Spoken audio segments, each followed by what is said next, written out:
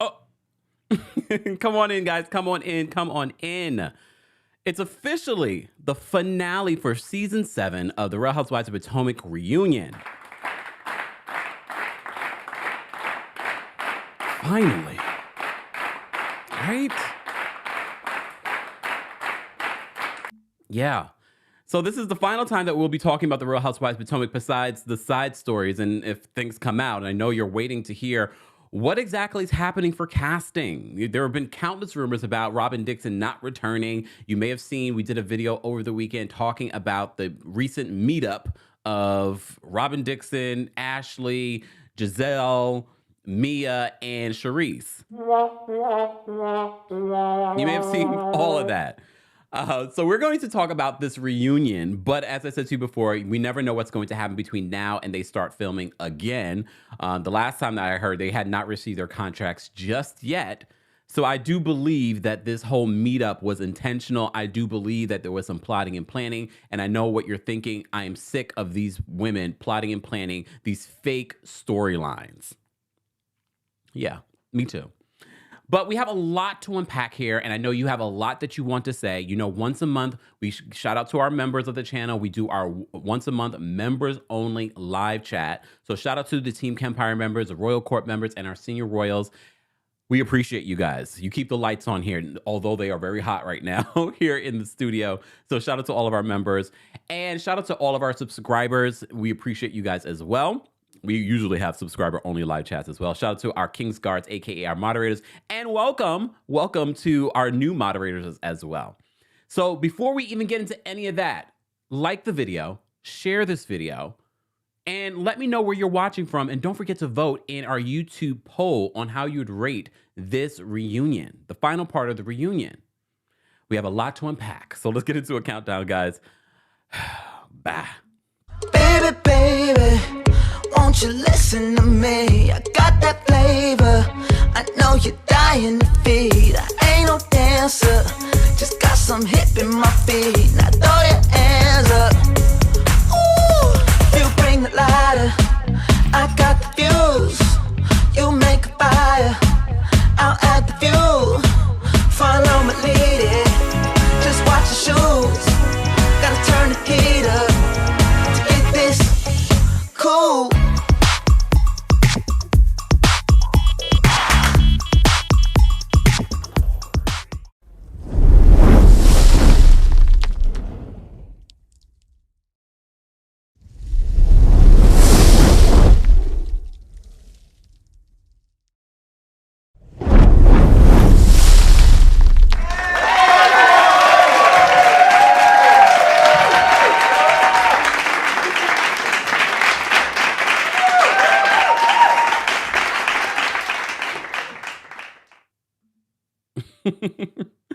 Guys, welcome back. Welcome back. We appreciate you all being here. Again, don't forget to like the video. It's an easy and free way of supporting not just my channel, but other channels that talk about similar topics. As you know, here on the channel, we don't just talk about Real Housewives. We don't just talk about reality TV. We talk about every single thing in pop culture. Don't forget, tomorrow will be our Tuesday takeover, where we cover a variety of reality TV, pop culture news, and reality TV news. And what's been big in the news over the weekend was this whole Vanderpump Rules scandal. So you know what I had to end up doing a deep dive on who all these people are. I did 2 videos over the weekend talking about that scandal. So be sure to check those out if you missed it. And we will be covering the first 4 episodes of Vanderpump Rules from this season tomorrow. So I will be sharing my thoughts on all the news that broke out, my thoughts on the first 4 episodes. I'm in. I'm already in the middle of season 1 of Vanderpump Rules. And I had no idea how many of you wanted me to recap the show. 10 years later, better late than never, right? Better late than better late than never. We'll talk more about it tomorrow, okay? And if you missed anything over the weekend in regards to Real Housewives of Atlanta, Drew Sidor's divorce, it's going to be featured for this new season. If you missed any of the news that we covered this weekend, be sure to check out those videos. Let's get into the Real Housewives of Potomac because we have an hour and a half of a show to recap. So I'm not going to dwell on the unimportant things like Charisse Jordan. All right. Shout out to Karen. But Charisse, Girl. We will get back to her. We'll get back to her. But at the top of this reunion, we were talking more about what was going on between Mia and Jacqueline. So Jacqueline really had some receipts and she was pulling them out, including, you remember Mia saying that, oh, I spent Mother's Day with her mom. Where was she? She didn't spend Mother's Day with her mom. Neither did you. FaceTime is not spending Mother's Day with her. Mia Thornton is a liar, a proven liar. So nothing that comes out of her mouth, I will believe. Nothing. Where's my Mia thing? Hold on. Who said that? When did she say that? You did. No, you did, Mia. You did. And honestly, the receipts that Mia had a nice little box of papers. She's like, there's a lot of papers in there. But I'm not going to go there. Especially after Jacqueline dropped the bomb. You're not even the CEO. Gordon is the CEO. Gordon. But none of us were surprised because when we saw her going to the joint chiropractic pretending, opening up cabinets, we were like, that is what she's the CEO of. She's the CEO of cabinets. I never believed it. And the fact that Jacqueline's calling it out now is like, all right, that just confirms it for me. She was just a figurehead. If anything, I don't even think she has a vanity title. I believe Gordon is the mastermind behind all of this stuff. Okay. She also brings up, because everyone alluded that maybe they had some sort of sexual relationship, her and Mia, and maybe with Gordon. According to Jacqueline, they've never had a sexual relationship. It was the group that was speculating and, putting a little more sauce on them possibly having a relationship. But the entire group were like, well, you guys were playing coy with it. And I have to agree with the group. You guys did play coy that maybe, because at the end of the day, you're all grown adults. Point blank, period. I've never slept with her. I've never slept with him. That's all you had to say. But I'm also giving Jacqueline the side eye. You want to know why? I'm giving her the side eye because, the whole conversation about, oh, G gave me the down payment for my Porsche. Come to find out during this reunion, she's like, G never gave me the money for this Porsche. This Porsche was paid by me. Here's a receipt. Blah, blah. I just went along with that because that's what Mia wanted me to say. She wanted me to be her underling. But you decided to go along with that narrative, Jacqueline. So I'm still looking at you side eye. You decided to go along with that narrative. Why? As a grown woman, why would you go with the narrative that Gordon paid for your Porsche? That doesn't make any sense to me. Unless you really, this was the only way that she would allow you to be on the show. So you said, okay, I'll go with it. Do you guys think that Jacqueline will come back? Honestly, if I have to choose between Jacqueline and Charisse, I'm going to choose Jacqueline. Because Charisse came into this whole situation and it was just sort of like, and you guys noticed that Andy had to point out, it should be noted that we were the ones that asked Charisse to come back. Okay, so we should be blaming you for this flop. Again, Andy Cohen, another reason why you need to step back.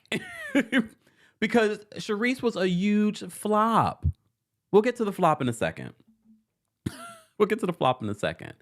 So Jacqueline and Mia's back and forth really lasted only 6 minutes. I counted. It was only like at 6 minutes, but it was interesting. It was interesting because I appreciate Jacqueline coming out there even during the reunion and bringing more than Charisse.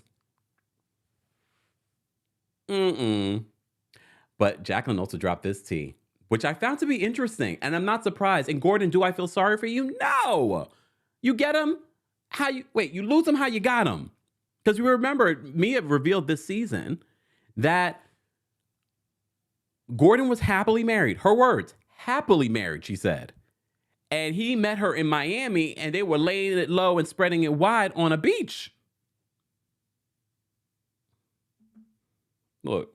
Who said that? When did she say that? You did. Mia, you did. Look. So, according to Jacqueline, at one point when Mia went to Atlanta, why am I whispering? Because I can. she says that Gordon was calling all around town, called Jacqueline and asking Jacqueline, where is Mia? I can't get in contact with Mia. And Mia says, well, I was in Atlanta having lunch with my ex's mom and he didn't like that. Mia, you are a known liar. Look. Who said that? When did she say that? You did. You are a known liar, so I'm not going to believe anything that you say. And I also don't believe that Gordon believes anything that you say. And the fact that Mia tries to turn it around and spin it and make it a whole other thing about Jacqueline saying, oh, you need more D. And she's like, well, the fact that she came from my husband and his impotence. Oh. Not to Gordon, to Gordon's impotence. I'm just saying. I didn't bring it up. Mia did. And that's a real thing. He's a cancer survivor. So Mia brings up his cancer. And I need to know the timetable because I was confused about the timetable. When was he battling cancer? Or is he still battling cancer? What we do know is that because of the cancer that he had, the prostate cancer, his sex drive, his, situation was affected. So do you guys think that Mia's cheating? Look, let's ask the real questions. Because I know, did you think that she really went down to Atlanta to meet up with her ex? Because Gordon, of course, is worried.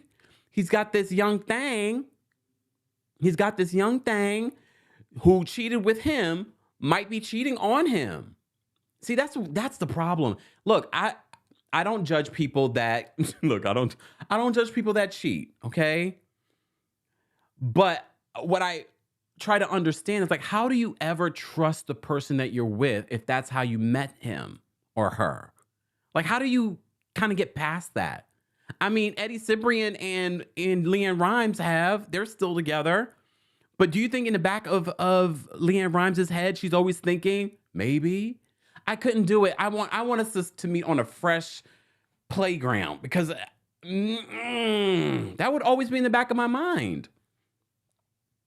Right? Look, right?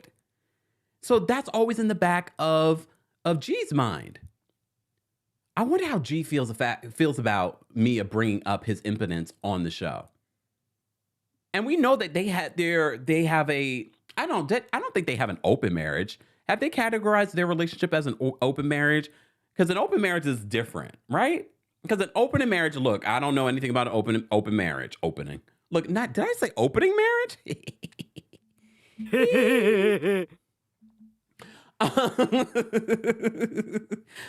I made myself laugh. Not an opening marriage. An open marriage. I believe an open marriage is where you're able to have sex or relationships with other people separate from your spouse.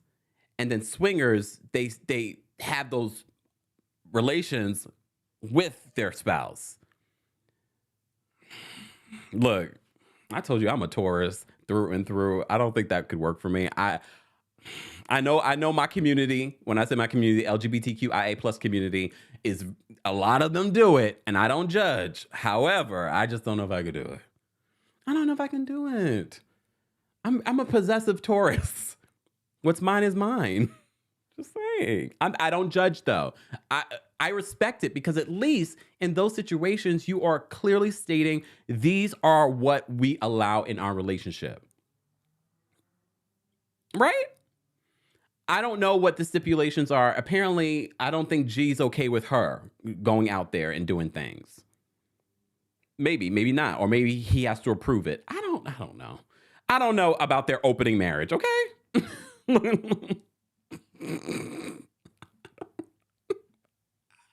All right, let's move on because we will get back to Mia and her lying ways, okay?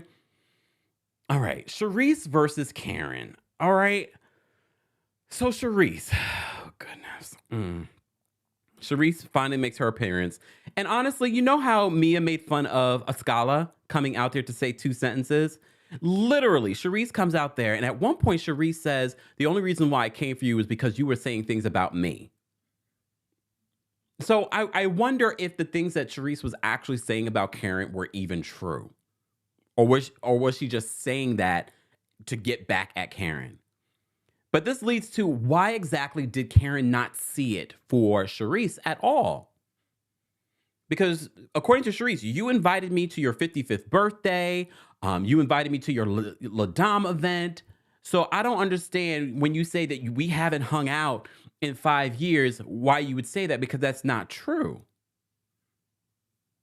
Well, here's the thing. According to Karen, even though I feel like Karen's explanation didn't convince me 100%, I would much rather Karen say, I just don't like you. I'll invite you to a public event where, remember, also in those photos were Giselle. And I think Robin too. So just because she invited you doesn't mean that she is cool with you. You know what I mean? So I just wish Karen would just say, I don't like you. I've never really liked you.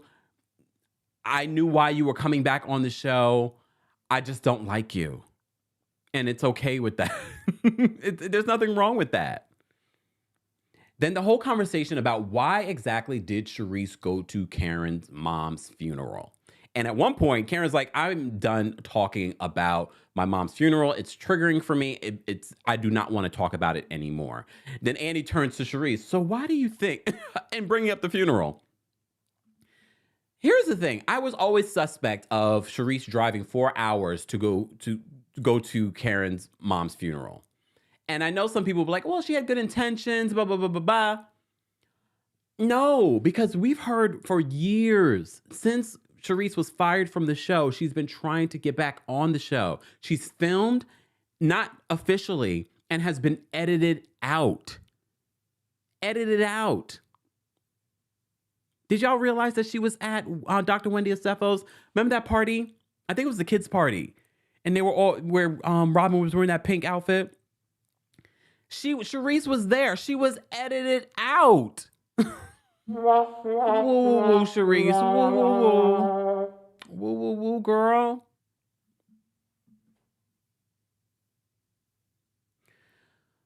So I always question her intention in going to her mom's funeral. I questioned it a little bit. And according to Karen, she said, my aunt said if she brings it up on camera, then you know her intentions weren't real, weren't genuine. And she brings it up on camera. I mean, I don't know. I do find it interesting. If we're not that close and you're driving 4 hours to be at my mom's funeral, I would kind of give you the side eye a little bit. I would give you the side eye just a little bit, just like, this is interesting. And remember what Karen said. I don't believe she said it on the show. I believe she said it on her YouTube channel. Karen was like, she wanted to make it known that I was at my mom's funeral, because she ducked her head inside the limo to let her know, I'm here.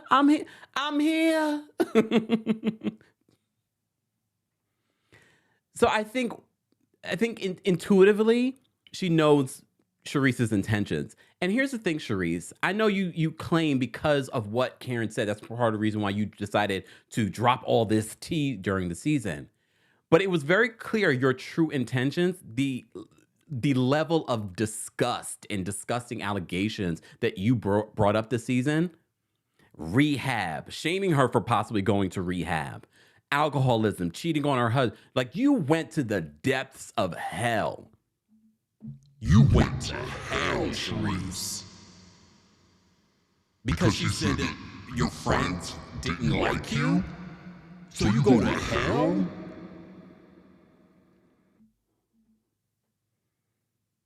You showed your true colors and made it all for us like, oh, I see why she didn't really want you around, because this is where you're going to go. All right.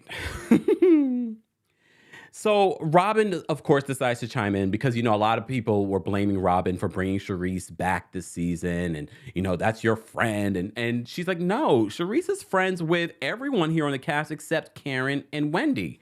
I thought the Wendy element was interesting. Why haven't Wendy and Charisse sort of connected, right? All right, let me say thank you, guys. Guys, if you're just joining us, this is our final recap of the Real Housewives of Potomac Season 7 reunion.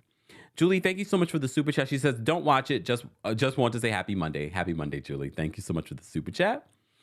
Deborah, thank you so much for the super chat. Deborah says, Karen called out Andy on Watch What Happens Live. She asked him who put the bug in his ear about bringing Charisse back. Andy could only laugh. Exactly, Andy, because at no point in your head you were like, we should bring Charisse back. So you saying that on the reunion, we all were like, why? What, did something happen in Charisse's life that made you want to bring Charisse back? No. And we never even got anything in regards to Charisse's life. I have to say, no matter how you feel about Karen, she's always entertaining to watch.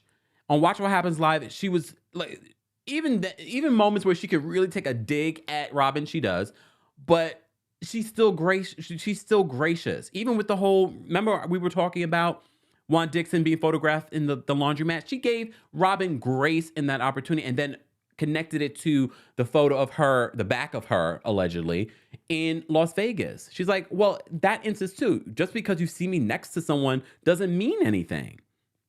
And I said that too about the Juan thing. There are plenty of other stories and pictures and stuff of Juan, allegedly, situations. Just saying. Sonia, thank you so much for the super chat. Sonia says, there's too much sometimey behavior on RHOP. This is true. This is true. Too much sometimey behavior. I love that term. Sometimey. All right. Chocolate Chunks, thank you so much for the super chat. Chocolate Chunks says, wasn't it Charisse that spread stories about Sherman to the group and had Karen bring Kendall on the show? I thought Giselle and Char were enemies. At some point, what's the term? Your enemy's my enemy. I forgot what you know what I'm trying to say. So I'm sure they've made peace. They've made peace since then. I already said this recently in another video that I don't believe that Charisse and Giselle are tight. I believe that Charisse and Robin are tight. They're tight for the convenience of coming after Karen, which failed miserably. Failed miserably. I feel sorry for you, Giselle, because you are coming out looking like I don't even know what. You're not coming out looking like a star, though. You're not. Starless, maybe. Look, starless, maybe. All right. They also talk about, on Watch What Happens Live, Karen talks about the whole reasonably shady lawsuit with Eminem. And she supports Giselle and Robin, but at the same time, she shades them. She's like, I want to talk about it during next season. Look. All right, what else did I want to talk about in regards to Charisse? They kept Charisse out there for 2 segments and maybe 1 segment too long. Charisse, you and your 2 sentences, they could have brought, at least with the Scala brought fashion. Here I go talking to Scala. I don't agree. We do not need to bring a Scala back next season. Calm down with that, y'all. We gave a Scala a chance, all right? Thank you, Delsenia. Thank you. I couldn't remember. Hold on, let me just save this. But Charisse does not need to come back next season. I felt like she fell flat. They kept her out there for way too long. The hair, the outfit. Goodness. When they flash back to an old reunion look from Charisse, I was like, yes, look at Charisse looking great with the bob and the outfit. I was like, Charisse has potential. I don't know where she went with the potential hair. All right. Thank you, Delsen. It says the enemy of your enemy is your friend. Thank you. That was the term that I was trying to remember. Thank you, Delsenia. Hold on, let me bring this down. All right.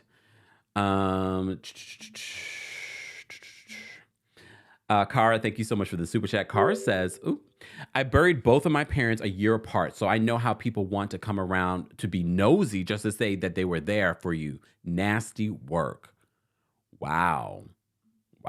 Yeah, I don't believe that Charisse's intentions were good in going to her mom's funeral.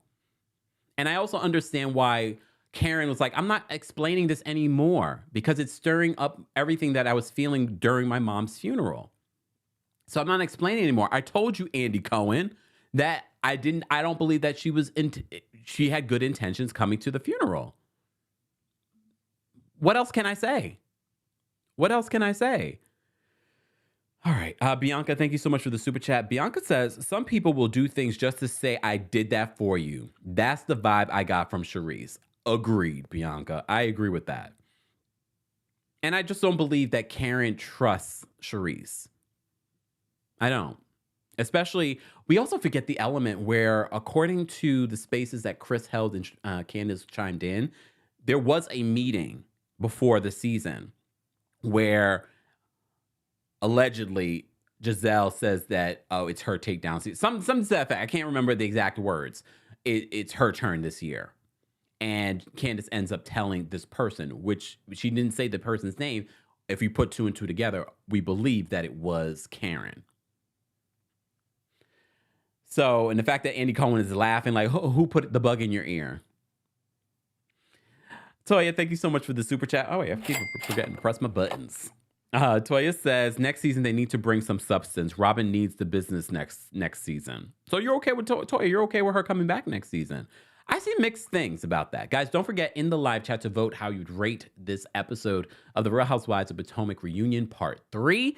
We are breaking it down. So I'm not going to delve and waste time on these areas like Charisse for too long. So let's move on. Robin. So Robin, as you know, got married. It's the happy ending. I thought it was interesting that Andy brought up the haters. Who exactly are the haters, Andy Cohen? Robin, who are your haters? Are you talking about the audience? Do you really care what the audience says about your relationship on that level, the haters? Because if anything, if I'm going to address haters in my life, I'm addressing the haters that are actually in my life, not an audience that I have chosen to go on reality TV and share my life with. The haters, girl, I don't think people have to really be invested in your relationship and you, or have any sort of feeling towards you in order to hate you, the haters. And that's why I felt it was so disturbing that at the end of her wedding, she decided to smack her butt and give the audience the finger. Girl, we don't care if you want to marry this cheater pumpkin eater. We care the fact that you keep bringing it and forcing this fake relationship in our face. And throughout the 3-part reunion, there were so many times where Robin has been a hypocrite, especially knowing what we know about Juan Dixon and this woman from Canada and the hotel situation. Countless times. And then even in her conversation with Andy Cohen at the end during the Watch What Happens Live, which they could have kept that. What? She said something, she said one little segment a little bit longer. Y'all could have kept that. She confirms during the reunion that they did sign a prenup where it's 50-50. At the end of the day, he gets none of her businesses, but there is no fidelity clause. And she says, you know, at the end of the day, I decided not to add that because what if I'm the one who cheats? Girl. What if I'm the one who cheats? I feel like as if they decided not to put the fidelity clause in because of all of the allegations, all of the alleged relationships Juan is having outside their relationship, that he feels like maybe she'll flip on him later and be like, no, this is in our prenup. This is legal documents, and it's been proven that you've cheated. No, she decided to do a prenup, and I do believe the marriage is real. They decided to do a prenup that's 50-50 because she's like, you know, I feel like this is a partnership. We built this together, blah, blah. No, it is because they have built this together. And when I say built this together, they built this fake storyline in order to stay on the show. I told you guys this countless times in the last couple of years. I believe she allows him to do his thing, and she does her own thing, whatever that is, and with whoever.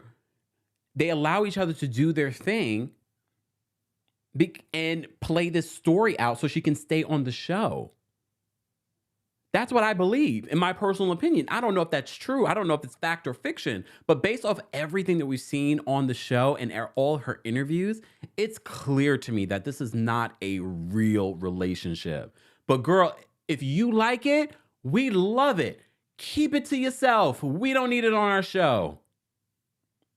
Because it's fake. It reads fake. I'm always flashing back. Remember that scene where they're at the bar and they're playing, we're going to have different roles? We're going to have different roles. Yes. I think that was the moment that I said, this is not a real relationship. I think that was the moment. Was that the moment for you guys? I feel like that was the moment that I knew that this was a fake, phony, fraudulent relationship. And they decided that they were going to run with this. They were going to keep going. They will get married because at the end of the day, that secures her spot on this show. But producers, if you're watching, I feel like you finalized her situation. If you want to bring her as a guest next season, great. I mean, I hate for someone to lose their job, but when you lie on your job, that's grounds for firing. It is.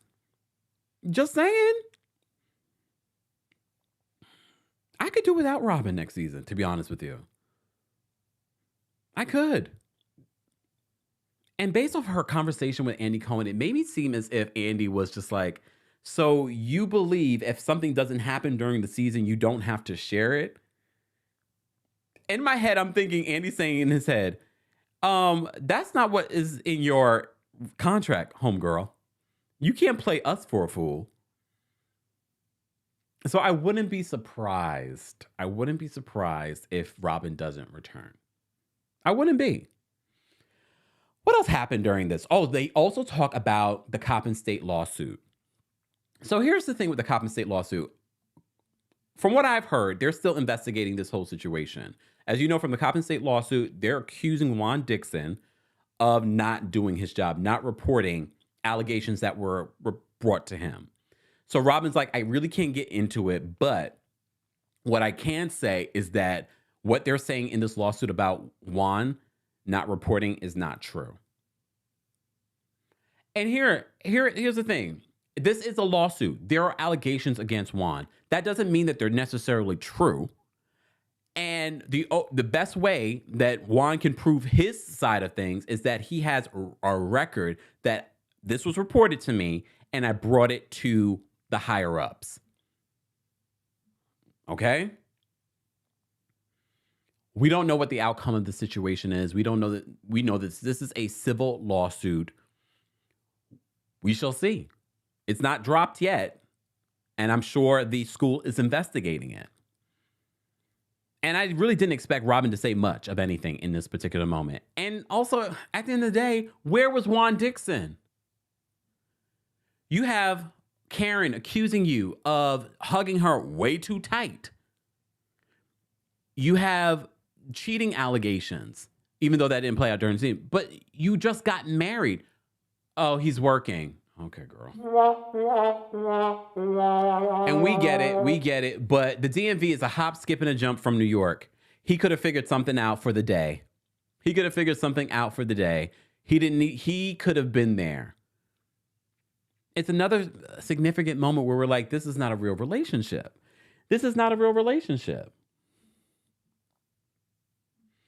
Guys, if you're just joining us, shout out to everyone watching on Facebook, Twitch, Twitter.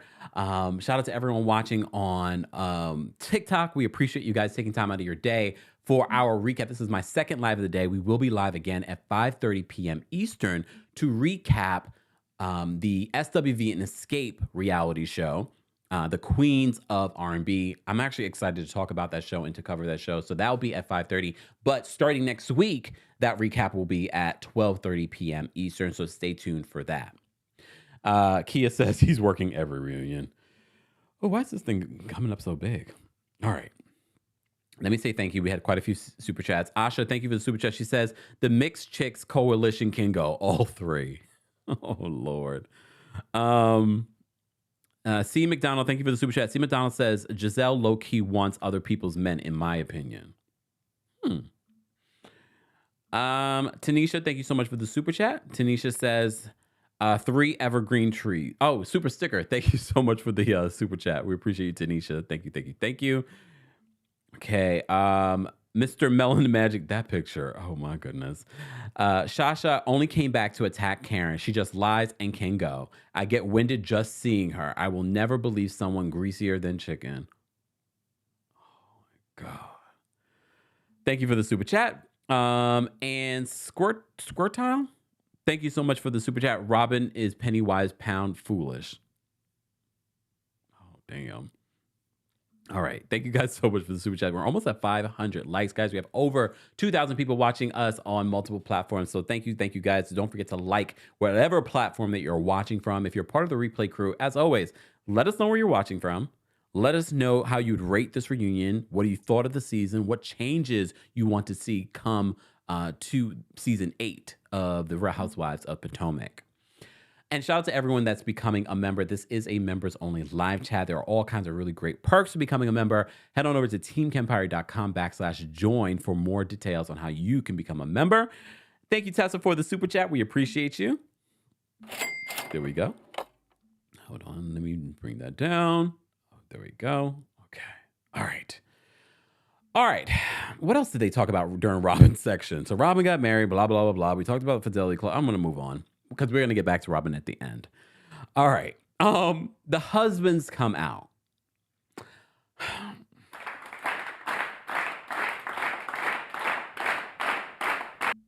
Ivy says, now how did chicken grease get in it? I know. Why they gotta get in it? Anyways. All right, let me take a sip, y'all. So the husbands come out, and of course, G responds to all of the rumors that Mia and he have some sort of open relationship. And of course, Peter Thomas's ex-girlfriend comes up, and he says that there was never any penetration. There was never any penetration with any of her friends or other women. All right. All right. But then he tears up, and people had mixed reactions to Gordon talking about Mia's health scare and his tears, where there were actual real tears. I believed him in this moment. And the fact that we found out that he also had a recent cancer scare, I felt like he was genuine in that moment, that he was scared for Mia. Because remember, it was a cancer scare. It turned out to be just a rash. Okay, it wasn't just a rash, but it turned out to be less serious than it was. But I felt like, compounded with what he went through and that they didn't know what was happening initially, I felt for him in that moment. I felt for him. But did anyone notice Mia's reaction to him crying? It's sort of like she was kind of trying to stop him from crying. She was just like, all right, you good? Stop. All right. Don't cry. I didn't like that. I didn't like that. Let this man have his emotions. Let him have his emotions. I was like, no, we don't get to see, especially black men, cry on television. Let him cry. Let him have his emotions. Nosy says, I think Gordon was being sincere. I thought he was being sincere too. I really did. I don't believe his wife is sincere, but I feel like he was being sincere in that moment. Especially when you compound the fact that he recently had a prostate cancer scare. Not cancer scare, he had prostate cancer. So him talking about, fearful, not knowing what could be the future, he's probably thinking in his mind, not only could she die from this, but the journey that it takes, that whole situation. He's probably thinking about everything that he went through. Just saying. Danielle says she looked annoyed. Yeah, I was like, why are you annoyed with the man? He's emotional about you. He was emotional about you. So hold on. I'm going to find this. Hold on. Shady says, Gordon is stealing Mia's moment, so Mia's trying to cut it down. Maybe that's what it is. Maybe she truly is a narcissist. Maybe she's truly a narcissist. All right. Let me save this. Okay. So the husbands come out. They talk about that. We had that moment with Gordon. No penetration. Great. And then, of course, Chris has his moment finally to address the rumors that Giselle says that, well, not rumors. She says that she felt uncomfortable by his behavior, by something that he did. And then it gets into this conversation. What exactly did he do? Because you kept on saying throughout the season, you said it to Karen, you said it to other people, that Chris did something to you. And then they go back and forth. What exactly did I do to you? And she was like, I'm not doing this. You made me uncomfortable. So they play out what exactly happened at the reunion. And Chris says, well, let's say I did say, let's go to your room. And then they kind of go back and forth. And I don't want to do all the back and forth because here's the thing. And this is why I look at Giselle so differently, and I see why Candace wanted to point out what you're saying here is so irresponsible, because I believe your intentions here is not because you truly felt uncomfortable and you felt like he needed to answer for it. No, you wanted to use this as a distraction. You wanted to use this as a storyline. But here's the truth, and this is why it gets so murky when we talk about these things. Giselle, do I believe that you felt uncomfortable? Possibly. The fact that you decided to use this as your storyline for the season, to use this to wait months to bring it up on camera, I can see why people question your intention. But we also have to keep in mind when we were talking about Bill Cosby and the allegations against Bill Cosby, a lot of people, a lot of Black women, a lot of women said the same thing to these women, to the 60-something women, saying, oh, they're all making it up. Oh, they're all clout chasing. Oh, why did you wait 20 years to bring it up? I'm not an expert in the trauma of what happens when a woman is abused in this way. But what I've heard from experts is there's a reason why, because they blame themselves. But here's why I feel what Giselle did was so irresponsible. It's because I think maybe you were uncomfortable. However, I think you used that irresponsibly. But I'm going to give you some grace. Be like, you know what? No, you felt uncomfortable. Should he apologize? We can debate on that. And he did apologize. But this is part of the reason why Candace has pointed out that she understands your true intentions, because there's also an element here, guys, that we're not considering. Candace also knows the behavior of Giselle behind the scenes, because this is what they've all done against other people on the show. So now it's being done to Candace. And she's like, I know who you are. But the issue that I have here, and this is why because I get why people are like, she's lying, she didn't feel uncomfortable. But if we bring it to what people have said in other accusations, they've said this. Yes, comfort level doesn't necessarily have to be, oh, this person touched me. It could be just an energy. It could just be something that they've said or done. Like, that's real. So it becomes this murky area of, do we believe Giselle? Not necessarily. Is she just using this for a storyline? Not necessarily. But we also have to keep in mind that we have to be careful of what we say and how we say it in regards to someone's comfort. Because yes, there are women that are in positions where they're not necessarily touched, that are made to feel uncomfortable by comments. Giselle, this goes both ways too. You're lucky the fact that Chris didn't make it a big issue about you talking about his brown penis. Because technically, it does work both ways. He felt uncomfortable by your comments, but he didn't say anything.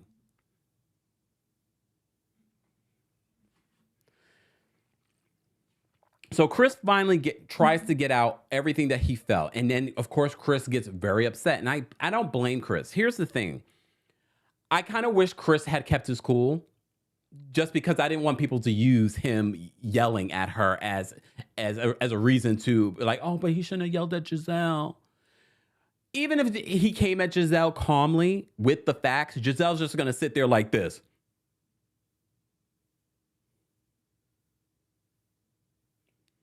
Giselle, she doesn't have any shady comebacks. She doesn't even have strong arguments. Even her justification of, like, I felt uncomfortable. I felt uncomfortable. Okay, what exactly did he do exactly to make you feel uncomfortable? Because you kept on saying he did something.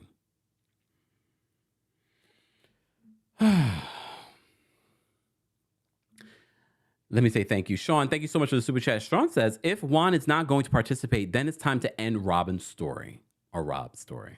Thanks, Sean. I think he participates just enough for the show. He'll film a scene or two. The Mental Fit Chick, thank you so much for the super chat. She says, I think he was genuine. I just had an MS scare, And OMG, it was so scary, but I don't have it.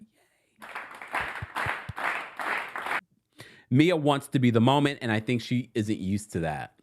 Yeah. And we've said this countless times in regards to Mia's scare. I think that's real. I think in the moment, she probably really did think possibly she had cancer. Would we take it to social media? Everyone's different. Some of you guys share, not you guys, but some people share way too much on social media. You're like, why are you sharing this?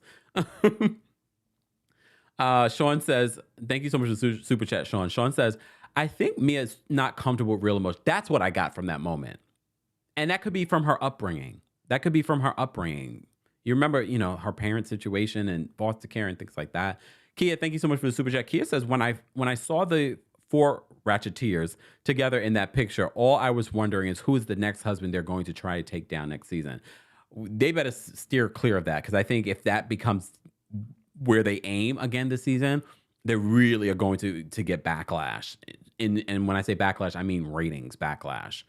People are going to check out, including myself, because I'm like, because we know what you're doing.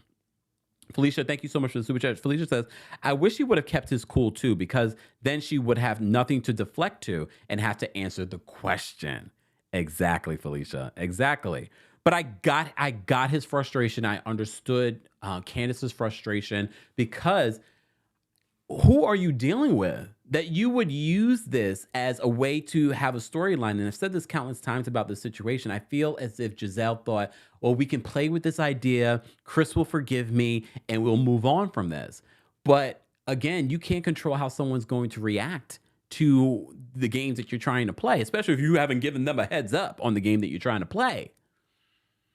So I understood his frustration. And that's why a lot of us have been like, nope. Chris has done things over the years that we were kind of like, I don't know about Chris. But this season, no. If you felt uncomfortable, that's one thing. But to wait 6 months just to say it on camera, not to file a report, because that'd be different. If you had filed a report or you filed an accusation with NBC Universal, that's another thing. Waiting, 6 months. But no, you waited to say it on camera, and you said, oh, it was because of what he did to Ashley. Come to find out, he was only telling Ashley this because he worked. And we can understand maybe some sort of confusion in regards to, Ashley automatically thinking that he's flirting with her through DM. Because as you know, when you reply to a story, it goes directly to DM. Maybe Instagram needs to stop that for Ashley's sensibilities. And then calling him a sneaky link at one point during their back and forth, she does apologize. And Chris accepts her apology. And Candace is like, I don't. And that's when Candace calls her a gutter snipe. I've never used the word gutter snipe. I think that the only time I've ever even heard this word was on reality television. She calls Giselle a gutter snipe. She says that she has no soul. And if you watched this with us last night, I literally, if there was a video camera on me when Candace was going in on Giselle in this moment and saying that the only reason why you're getting away with stuff like this is because you are your proximity to whiteness, I was literally just melting in my chair because I felt her anger. I really felt her anger in that moment. And like I've said before, and I always correlate it. I know some of you are like, oh, there's no correlation. One was violence, one is words. I get that. However, you can't judge how someone's going to react when you attack their family. And I said to you, and I said this earlier during my collab with Layla and Grace, right now I don't have a husband and children and things like that. But as a Taurus, as a loyal person, when I finally have that person, I'm like, you better never say a dirty thing about that person unless you got pictures and receipts. I mean, if they're cheating, you better tell me. But once I find that person and you're attacking that, all bets are off. All bets are off. But the accusations that Mia said that, Candace said, oh, you can't call her white privilege. She didn't. And then Dr. Wendy Acefo, and y'all need to leave Dr. Wendy Acefo alone. I believe Dr. Wendy Acefo's intentions in that moment was to help her friend navigate and to calm down in that moment because she already knew what the narrative would be. So I know a lot of people felt as if Wendy hurt her in that moment. I don't believe that was her intention. But this is a reminder to me what I've said last week, and I'm going to say it again this week.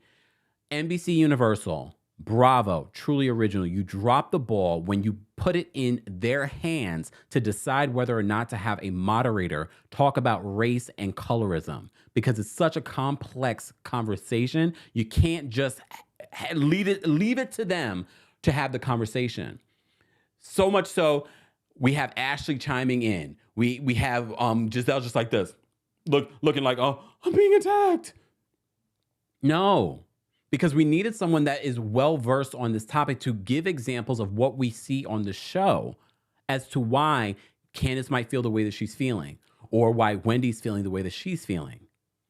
I don't want to put it on them to explain it to the audience or explain it to these women. And at this point, it's your responsibility as a network to ensure that this doesn't happen next season. And that might be sensitivity training for your cast and crew. Because at the end of the day, all this stuff begins at the top, including production. So I'm not going to sit here and police Candiace's reaction the same way I wasn't going to police Monique's reaction. Because although that's not how I react in my life, and I'm not a proponent of violence, I also learned during that situation, I was like, I'm not going to police Monique on how she's going to react to the situation if people are attacking her families. And no. I'm not. And I wish people would sort of reflect and like, well, let me see the other side of this situation. Let me say thank you. Hi Vibe, thank you for being a member for, oh my gosh, for almost 2 years. Hi Vibe, wow. She says, how does Giselle justify her behavior with how she parents her daughters? What she did to Chris was anti-woman. The other thing, shout out to Ty's Hot Mess History. A lot of you were tagging me in the video that she did talking about Giselle's father and his colorist comments about a political opponent. He referring to her as the Aunt Jemima of politics. I implore you guys to go check out that video. I'll put it in the description after the live. But I implore you to go check that out because it's all in black and white. It's all in black and white. In news articles from then. But a lot of you called in last week. And talked about how some of the civil rights leaders were some of the worst colorists in our history. So it wasn't completely shocking to me when I saw this article about Giselle's own father. But as I said before, I felt as if it was irresponsible. Thank you, Gigi. Yes, Barbara Jordan was the woman that he called Aunt Jemima of politics. I felt it was irresponsible of Bravo, Andy Cohen, of production, and just the show in general to have this conversation, this 6-minute conversation on colorism, and then we've moved on. And then in real time, you have this situation come up, and everyone's like, "Oh, here we go. See, Candace, she hasn't learned anything." None of you've learned anything. Just saying. All right. Thank you, Shatia, for the super chat. Shatia says, Emmett Till, I agree with Candace on a passing woman lying on a man. Okay. Hold on. Shatia also says, the cast telling Candace not to bring that out and insert the colorism of it all shows the ignorance they all have about the subject and willingness to ignore it. And I feel as if they did have a moderator there for those conversations, they would have been able to come out and navigate that conversation. Because I'm sure in that moment, you saw everyone's reaction to Candace and what she was saying. And then, of course, Andy was just like this. Again, while you're not equipped to oversee this conversation amongst Black women. Kia, thank you so much for the super chat. Kia says Monique warned them. Kia. I mean, there have been countless situations where we've had to kind of go back and talk about the Monique situation again, even though she's no longer on the show. All right. we're going to move on. We're going to move on just because of time. We will be live, guys, again at 5:30 p.m. Eastern to recap the SWV and Escape show, which reminds me, hold on, let me just do this while I'm live so I do not forget. And if you haven't already, guys, be sure to like the video. I will be posting the call-in link once. Mods, let me know when I should post it for the live chat. But if you are a member of the channel, I will be posting the call-in link in the community tab in just a second. Hold on a second. Let me just put this here. Let me save this. Let me go back here. All right. All right. And don't forget, guys, tomorrow is Tuesday Takeover, where we cover a variety of reality TV news, and pop culture news. We will be talking about the Vanderpump Rules situation just because I need to watch some more episodes. I want to unpack it. I want to hear what you guys have to say as well. And before I do that, let me just drop the call-in link first before I forget, because you know I'll forget. All right. And shout out to everyone watching on TikTok. We appreciate you guys. Shout out to everyone watching on Twitch and Twitter. I see you guys as well. Senior Royals, I'm dropping the call-in link right now for you just to kind of give you a heads up. All right. All right. Shout out to our Senior Royals. We appreciate you. We dropped the call-in link for you already. And Royal Court members will drop the call link for you in just a second. So back to this, because there's still a lot more to unpack here. So, okay, sidebar. When Robin says that Juan likes it when she's drunk, and then, and thank you, Karen, because you yawned for all of us. Thank you for the reactions, because we needed you to represent for us during this reunion. So the times that she yawned, she was like, I was just like, Karen, the only thing that we needed in addition to that was you to make the sound. But for all we know, you did make the sound and they just lowered your volume during. No, we needed the full.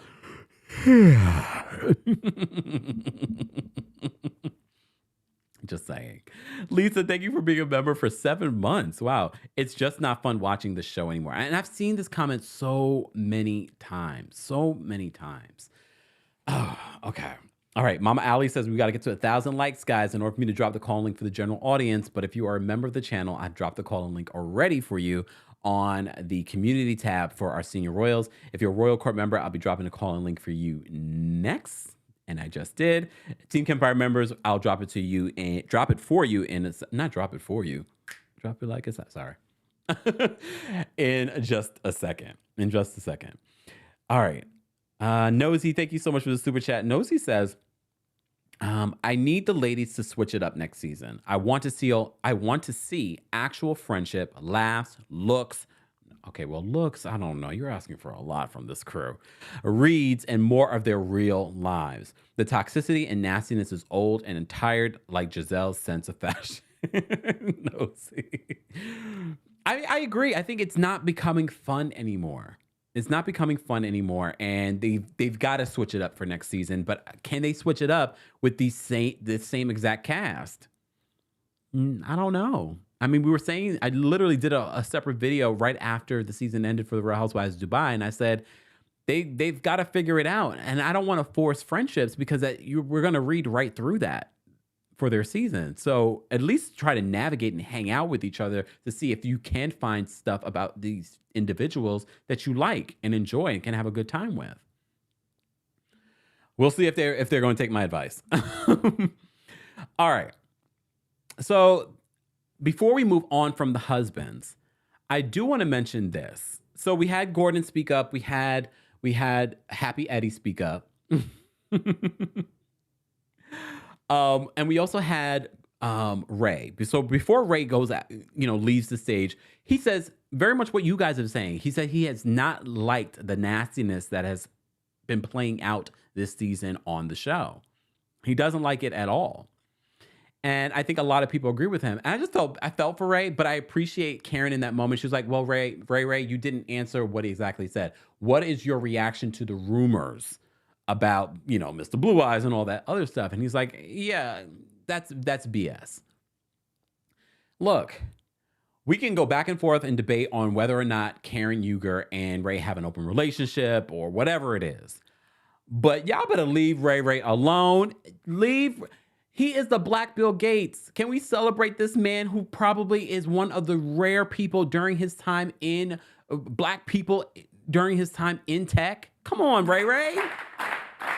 We don't talk enough about that. We don't talk enough about that. Poor Ray. But not poor Ray. Like, he's fine. This is the choices that he has. And he stands by his woman. I appreciate that. But then again, I'm still wondering, why exactly was Karen sitting next to Andy? Usually the people that sit next to Andy had the most challenging season. But based off this reunion, she really had no challenge. Right? I mean, I can see why Giselle possibly, but no. Candace should have been sitting where Karen was sitting. And Karen should have been right next to her. Anyone else? I'm just saying. I do feel like Candace should have sat next to Andy. I always wonder how they decide on the seating. I know they told us one thing at the top of this reunion, but nah, it still didn't make sense. It still didn't make sense. Not this particular seating. If anything, keep Giselle where she is, but I think Candace should have been next to Andy because she had probably the other biggest part of the season. And look, it doesn't affect their job no matter where they sit, to be honest with you. Let's be honest. All right. Let's move on. So the husbands leave. Good riddance. I kid. Of course, they have to unpack what happened in Mexico. Did Wendy and Mia hook up? No. According to Wendy, they were drunk and they just were showing each other their coochie. And I posted on social media. I said, is this something that women do? And some of you said yes. And then some of you said no. I'm still unclear. Look, I'm still unclear. What I'm not unclear is that Robin and Wendy will never see it for each other, I don't think. And mind you, they used to have like, not a tight friendship, but they were building something. But at this point, Robin is done with Wendy. And I think part of that is not just because she's done with Wendy because of what happened. I think she's done with Wendy because Wendy called out her fake relationship, but also because of Giselle being done with Wendy. At no point during this season, we could have navigated some sort of truce between Wendy and Giselle.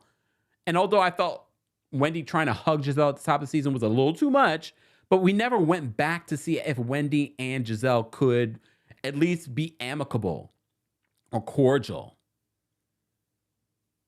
A lot of you are saying, no, y'all don't show each other. Me either. I don't show. My friends have never seen my privates. Nothing. But women are different. Look, women are different, I guess. But the rumor was that Wendy and Mia hooked up. And she was like, that never happened. We just showed each other our things. And Candace was the first one to do it. Okay, Candace. All that drinking in Mexico. Okay. Okay. So one of the other things that I wanted to mention that Robin brings up. So Robin in the whole party situation, the family fun day, they talk about that. Here's the thing. I don't care. Look, I don't care. I understood exactly why Wendy was not about to send her children with Candace, who's never spent personal time with them alone with her. I understood that. And that party being so low budget and her saying, well, it was last minute. Last minute, you couldn't still put together, girl. You are for a perpetual. High Five says, why would I show my Yanni to my friends? I don't know. I'm not. But look, to each their own. To each their own. We should be more comfortable with our bodies, I guess. Look, I guess. All right. What else did I want? Oh, so before the husbands leave, Robin wants to bring up, and here's the thing, the hypocritical situation that's going on with Robin.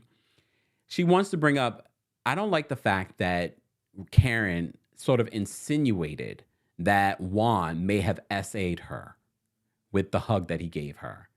And Karen says to her, I don't believe that's what he did, but he was inappropriate. I mean, if you look up the definition, look, I will go with what Karen is saying. But what Juan reportedly did to Karen was pretty horrendous when you think about it. It's not like he just hugged her and she felt uncomfortable. She says that he hugged her so tight, her bosom went to the back of her. And I know that was her being a little extra, but in my mind, I said, oh, so it was like uncomfortably tight. You know what I mean? So, Robin, your friend across from you just said that she felt uncomfortable and you were bigging her up and supporting her in that moment. You don't realize how hypocritical you're being right now when it comes to Karen saying that she felt uncomfortable with what your husband actually did physically to her? You don't see the hypocritical situation that's happening? Am I the only one? Okay, maybe not. And I'm glad we're talking about these conversations because it is Women in History Month. And we need to protect women. We need to protect Black women. And as I said to you before, it becomes such a murky area when we talk about these situations, specifically with Gizelle Bryant, because there are women that nothing necessarily physically happened to them, but were made to feel uncomfortable. And this is why Candace says to Giselle, you're a soulless human being, because there are real people out here that are dealing with this.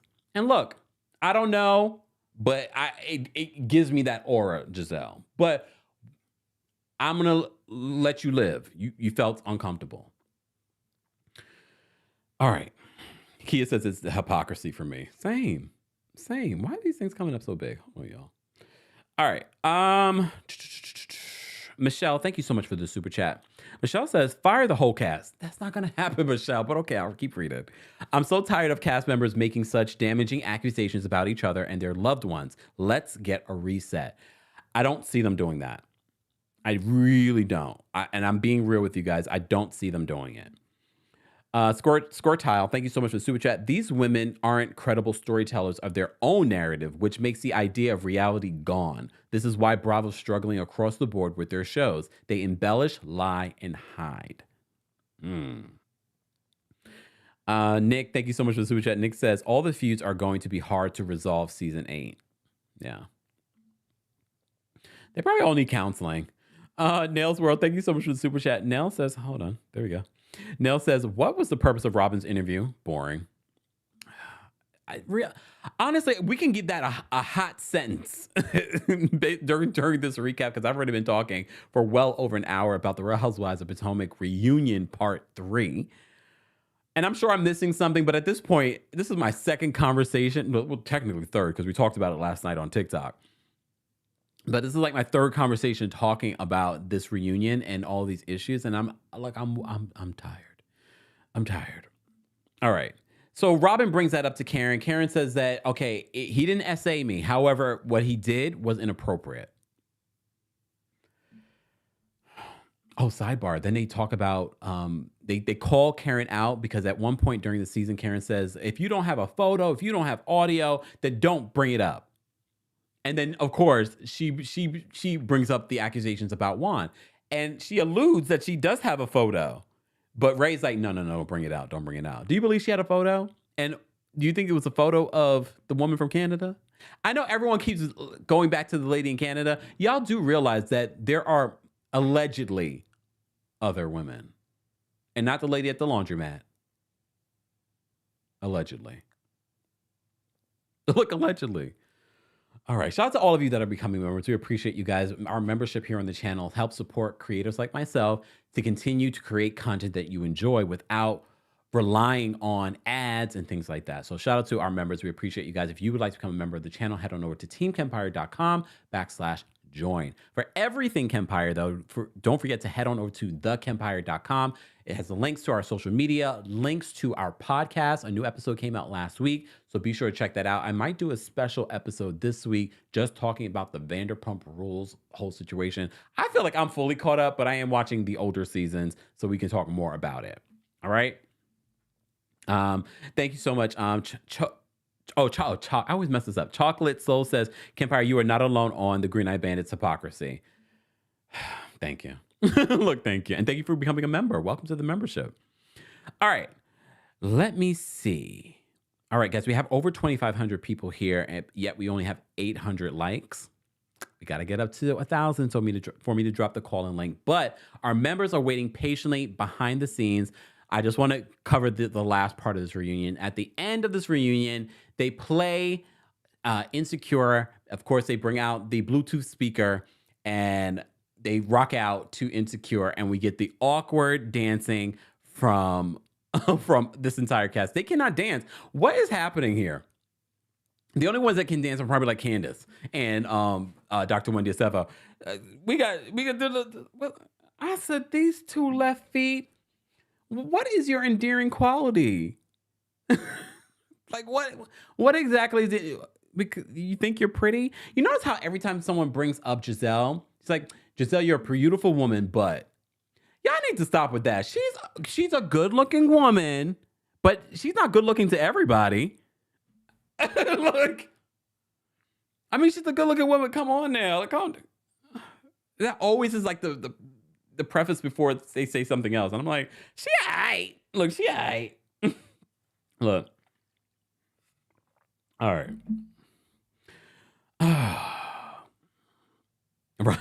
Patrice says Robin looked uncomfortable. Always. Perpetually uncomfortable. Perpetually uncomfortable. Okay.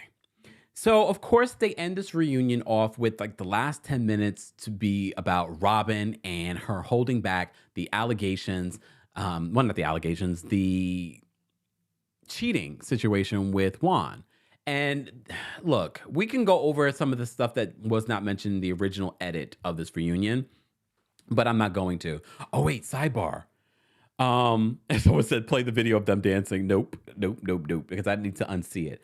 Sidebar, I did see that Chris retweeted someone else's video of season 1 where Ashley's calling out Robin and Giselle about being white passing.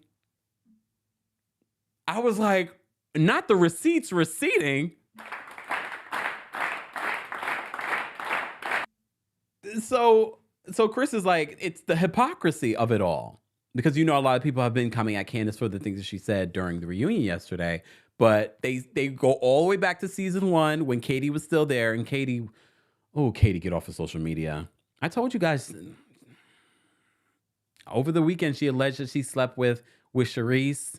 And we all were sort of like, girl, why are you admitting that? And then since then, she's been sharing interesting things on social media. Katie, this is why I can't have you come back. We need you to work on your sobriety. Yeah.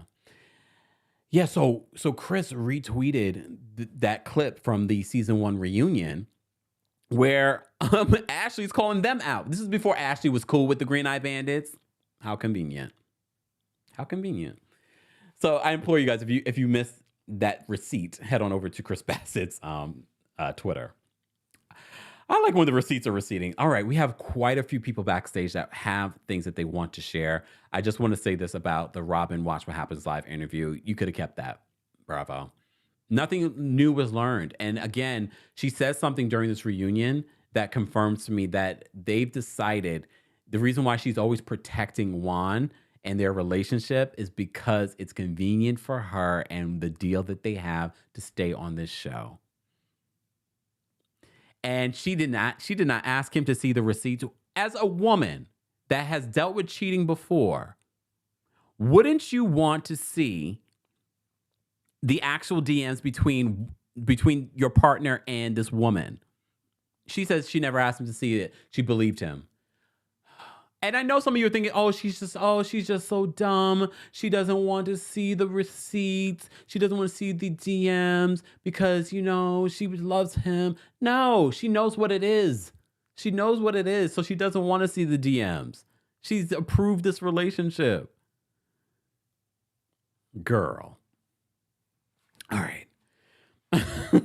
Let's get to some callers, guys. We're almost at 900 likes. Thank you so much for liking the video, but we have over almost 2,600 people watching on YouTube, Facebook, Twitch, Twitter, and on TikTok. We appreciate you guys. We appreciate you being here. And shout out to my mods on multiple platforms. We cannot do this without them. Let's get to some callers. I am going to give you a 2-minute limit because I want to be able to get to everyone. And I have a feeling we're going to get to our 1,000 likes in order for me to drop the call-in link for everyone. So Let's get to some callers. Let me switch this out. Hold on, y'all. Ooh, not me all the way up in y'all faces. All right, let me put on our banner again, callers. No derogatory statements, no profanity. All right. All right, thank you. All right, let me bring this down. And I'm sure there's plenty of things that I may have forgotten, guys. Replay crew, if there's something that I forgot to mention or you're reacting to something that I said, please let me know your thoughts in the comment section. We'd love to see what you guys have to say as well. All right, let me bring up our first caller, which will be Tiana. What's going on, Tiana? Hey, I'm good. How are you? I'm well. How are you? I'm doing good. So I watched the reunion last night, and honestly, I didn't expect Wendy to say what she said to Candace in that moment. Yeah. When Wendy said that she wanted to say something, I'm expecting, okay, 4 degrees, here we go. Here we go. Here we go. Like, I thought that she was going to add to the conversation. Mm-hmm. And so I was kind of torn. I was like, on one instance, it's nice to see a friend hold another friend accountable. Yeah. But I feel like if I was Candace, I would be like, we should be a united front in front of them. But when we go backstage, pull me to the side and say, hey, you probably shouldn't have said that. Yeah. Like, check me back here. Don't check me right here. And I also just wish she would have just added more to the conversation, because I found it funny how the 3 people who had no interest in the conversation of colorism, they immediately tried to jump to the side of reverse colorism, which is not a thing. Sounded like a whole bunch of white people talking about some reverse racism. Just because Candace hurt Giselle's feelings in that moment did not mean that Candace was being colorist towards Giselle. And Giselle, I mean, obviously we're Black, so we understand. You look at Giselle, okay, you got some Black in you, right? But Giselle literally is green eyes, blonde hair. She is white passing to a lot of people. And so, so I was kind of torn about how I felt about Wendy. And I also thought, because Wendy felt some type of way about Candace saying that Robin was more loyal, it's like this was a moment for you to kind of show your loyalty. And I think she kind of like slipped up a little bit. But as for the Watch What Happens Live, I think the best part of those 5 minutes was Ebony K. Williams. And her reactions. It was the best part was her reaction, because I remember watching the Watch What Happens Live, and I just remember like they didn't really go to Ebony very much. And so this whole time I thought that she was just kind of just sitting there just like listening to it. But now it's like, no, they wanted to put this in there because they knew that we were going to resonate with Ebony and all them every time she looked at the camera. So yeah. Well, you guys have a good day. You too. Thanks for calling in, Tiana. Bye-bye. Bye. Yeah, for me, Ebony, like I kind of wish they would always have sort of like a reaction cam for every interview, and just have random people do the reaction, like, or maybe just have like the audience, just a little reaction cam. Watch them take that idea. You're welcome, Andy. All right. I'm going to bring up next Mo Reality. What's going on, Mo? Oh my God. Can you hear me? Yes. Can you hear me? Yes. Oh, it's been so long. I know. You're busy raising children. I am. And let me tell you, every time you say, woo, woo, woo, woo, baby Zane cracks up. Oh. Okay. He's getting so big, and y'all really start to look alike. He might have questions later. Oh my God. Okay. So, I wanted to talk about the Mia portion, and I don't know if this is on this reunion or part 2, but I just kind of want to explain a little bit, because I used to run a joint. Okay, so oh wait, a joint chiropractic? Yes. Oh. Yes, I used to run one, not own. I ran the books, the training, the hiring, all that. I knew Mia was full of crap when she went in them cabinets. Girl, ain't none in them cabinets. That's for sure. But when she was trying to break down how things go, so with board members, and she was all confusion with that. So the thing is, right, when you can't, and it's like, I think it's like 50% of the states, you can't own a joint without a chiropractor or a management company, a chiropractic management company. That's kind of the way around that. And I believe DC is, I'm in Tennessee. I know we have it, but I believe DC is also on that list.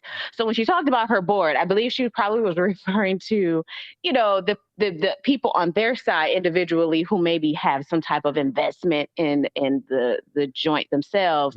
But separate, when she talked about management company, that's what told me, okay, so DC has to be on that list too, because they have partnered with a management company who really, they are the owners. And Mia and her husband would be underneath that management company, right? And so if that is the case, then that management company could say, I'm done. And you don't have, or kick them out, you know, because they're underneath them. And, or it could be a money discrepancy because I don't know all the ins and outs, but I know that you have to, as the individual owner, you have to pay that management company or whatever arrangement that they have. You know what I'm saying? Yeah. So if there's money involved, that could be part of why this management company is like, okay, you guys got to go, you know, possibly too. So I just wanted to give that little, you know, little tea. I don't know all the ins and outs. I know it's a franchise, and I looked into owning one myself once I ran it. I'm like, oh, it's so simple, you know. And so that's how I know the little bit that I shared. But yes. Okay, so thank you, Mo Reality, for that perspective. And I'm so shocked that we didn't hear that perspective before. Right. I was too. I'm like, nobody is talking about that. Yeah. But yeah, that's why I wanted to share that with you, that they have a management company that are technically the owners, because you can't own a joint chiropractic without some of the states, without a chiropractor or a chiropractic management company. So that's why there were so many people involved that she couldn't really break down, which said to me, you're just the girlfriend. That was actually similar to my situation. The owner, part of the owner or the investor, he had a wife who she would just come and, you know, oh, I'm just checking on things. And, but she didn't run anything, nor did she know anything about anything. She was just the show pony of it all. So, so that's that. I don't want to take up too much more of your time. It's good to hear your voice. I am a part of the replay crew, however. Thank you. But have a great day. You too, Mo Reality. Take care. Wow. See, this is why I love our audience, because I didn't think about that element. Wow. That's an important detail. Liar. Mia. All right. Let me get to some more callers, guys. Hold on. Let me bring up Brooklyn Star. What's going on, Brooklyn Star? Hi, Kempire. How are you? Oh, well, how are you? I'm good. I've been going back and forth for weeks to like hit this particular discussions link because it bothers me some, because I do have an unpopular opinion. Okay, so I just think the whole season is trash. I think it's disgusting. I'm not into like rating people's blackness on the closer their shade is to brown. Like that is grossing me out. Like now light-skinned people are a subgroup. They're not black anymore if they have characteristics that is not the norm. I think that's a little bit too much for me. I Uh-oh. How come I can hear you? Oh, someone's calling you, I think. Can you hear me now? Yeah. Yeah, I think when you talk about when Candace, I think the girls look confused and lost because they think they want examples of what they did personally to Candace that was colorist. And when Candace responds, she said, you get away. Y'all get away. Y'all get away. That seems like you have a problem with production, Andy, NBC, and Peacock, because remember, Candace was problematic for a couple of seasons and she was getting called into the office. You know, everything from her tweets and to threatening Karen. And I think she was getting called in when their behavior never gets checked, which I can agree with. But I think the people that are giving them the power to get away with this thing is where the colorism lies. Why are they not getting in trouble? Why they're not getting called into the office? Because she was getting called in.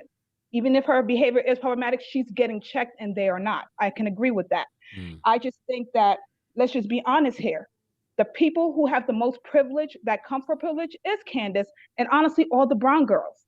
The light-skinned girls, no shade, are not winning on this cast, okay? They're losing bags. They got mismatched houses. They got more bills than Gates. Life is not good for them, okay? But I feel like Candace does have a privilege in the way she speaks to people. She says really nasty things that you can tell have not been checked before. Like she doesn't feel that she needs to be checked for the things she says, because some of the things I remember from Candiace are like bedwitch, slave, like really horrible things. And I'm like, they're all problematic to me. Every single one of them, they're all problematic. And I just think they need a little break. They need a Beverly Hills break and to get themselves together.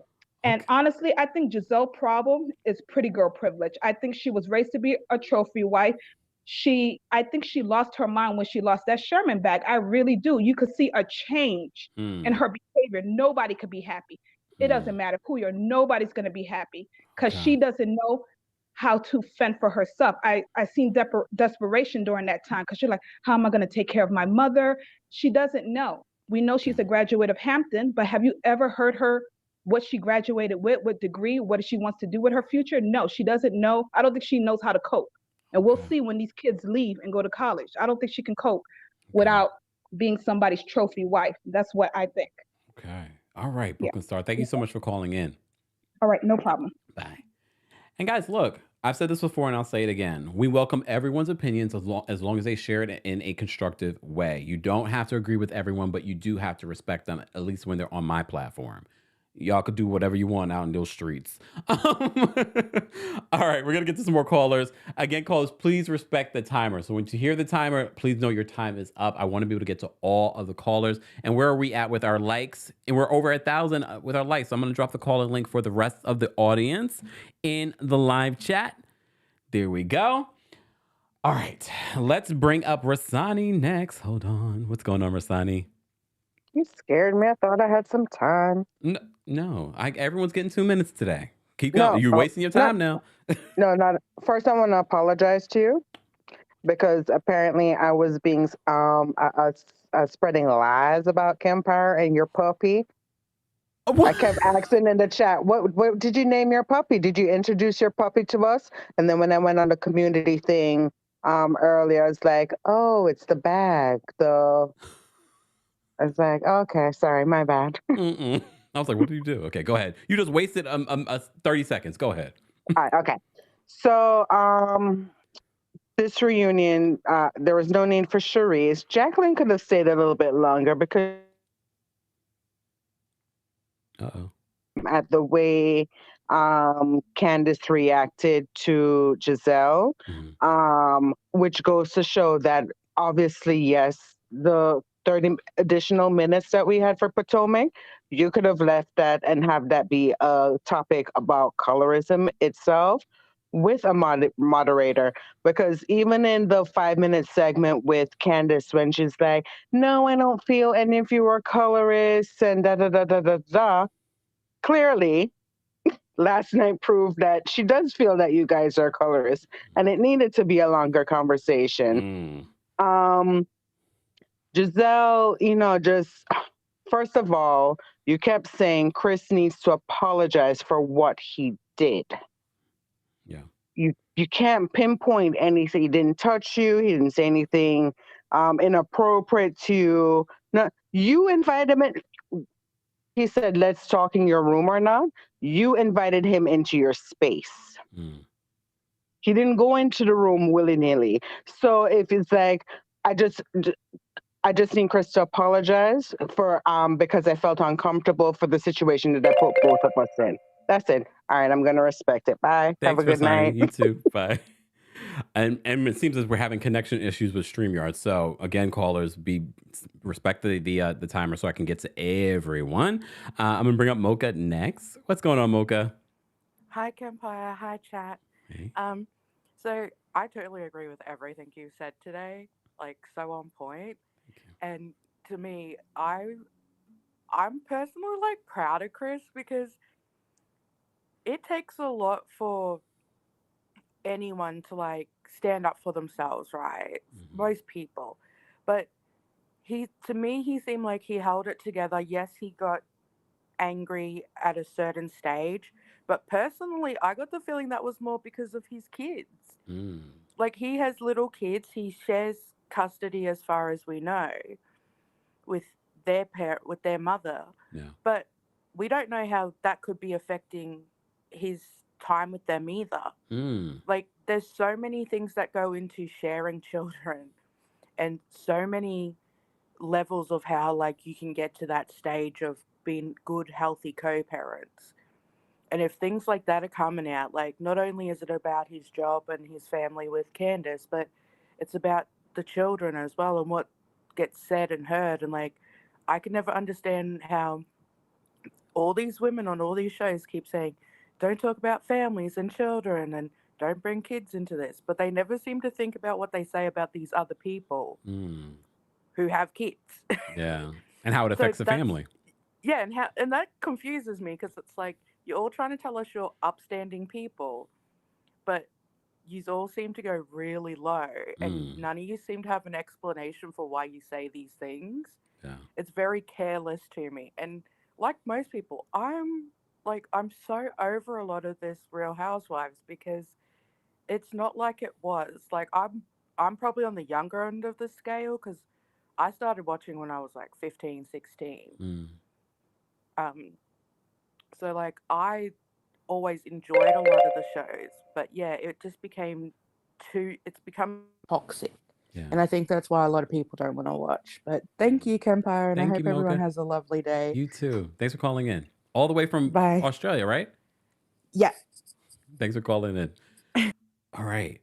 Before I move on to some more callers, I do want to say thank you, Sharon. Sharon, thank you for the super chat. Sharon says, who was that screaming in the background when Candace was addressing Giselle? Who was screaming in the background? I don't remember. Now you have me wanting to go back, Sharon. She sent me another super chat saying that Kempire, who was that screaming in the background when Candace was addressing Giselle? I don't remember. Who was screaming? Candace, not that the Candace. Thank you for the super chat. Candace says, Ebony K. Williams' facial expressions took me out. You could see the lawyer brain working, right? Right? I enjoyed it though. Look, I enjoyed it. And they edited out her actual, like, her words from that conversation. So, all right, Miss Bernice, I'm going to bring you up next. And let me start the timer. What's going on, Miss Bernice? Miss Bernice, I can't hear you. Why can't I hear you, Miss Bernice? Miss Bernice, drop out and call back in, because that was weird. All right. Joe, I want to bring you up. What's going on, Joe? Hi, Miss Candice. Candace Jenkins took my first point about Ebony's facial expressions, but but I think you're on point, Kempire, as far as Robin's responses to Watch What Happens Live. I think she's trying to defend her partnership, not a relationship. It's a leverage business relationship, leverage business partnership with the two of them, trying to stay relevant on the show and getting money so they can get themselves out of the hole that they got themselves into. Although after this third part of the reunion, I am also giving Karen the side eye. It seems like there are some of these rumors that I feel like are gonna pop off next season, and I'm excited which ones are gonna end up being true. I also want to appreciate the discussions that your platform has around colorism. Like, I'm a POC, but I'm not Black. I think that the second reunion, I was like, oh, I think it was nice of Andy to just let them all talk about it. But I think your point about having someone who actually knows the topic moderate it would have been better for the group, because I think someone would have pinpointed some of that additional conversations in this part of the reunion, part 3, trying to peel some of those layers out. So, but I'm also trying to figure out, like, who would be that person? Like, not Nicki Minaj, because I just don't see her doing all of that. Lastly, I can agree with you that we probably don't want to see other people's or our friends' private parts, but knowing your history of what you know about tight and low hanging balls,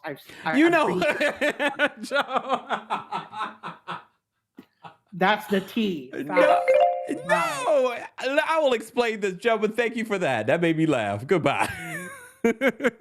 No, when we were talking about low hanging, first of all, I'm a guy. and I work out at the gym. So we see balls all the time. Also, I'm a gay man, so I see balls. Okay, just saying. This is not Kempire After Dark. Why am I on trial right now? That was hilarious, though, Joe. Thank you for the laugh. All right. All right. We're gonna bring up Tyler next. Hold on. Hilarious. I cannot stand y'all. Wait, before I bring up Tyler, let me just make sure. Again, guys, if I missed your super chat, I apologize. I am navigating this entire show by myself, okay? And so let me just make sure. Thank you guys so much for the super chats. We appreciate you supporting the channel any way that you can. Shout out to our King's Guards. We could not do it without them as well. So be sure to show them some love and hello to them. All right. Wait, did I get to this? I think I did. Chocolate Soul, I'm not sure if I saw your super chat, but thank you so much. Suchi says, I could not finish watching this season and can't watch the reunion episodes. I'm over the Green Eye Bandits and Ashley. Definitely over Charisse. Done with RHOP. I've seen that a lot, y'all. I've definitely seen that a lot. All right. Let me just bring this back down. All right. Kempire before dark. Exactly. Chocolate chunks. All right. Let me get to some more callers, guys. Wait, let me try Miss. Hold on. Is Miss Bernice in here? Oh, there. I'm going to bring Miss Bernice up first because she was here first, but we had technical difficulties. Miss Bernice, you there? Yeah, can you hear me now? Yes. Can you hear me? Okay. Yes, I can hear you. Awesome. Go ahead. Okay. Let me get my minute worth in. Okay. Line Giselle. When she first told the story, she told to Robin that he made me feel uncomfortable, and he said, yeah, I'm sorry, and he left. Nothing happened.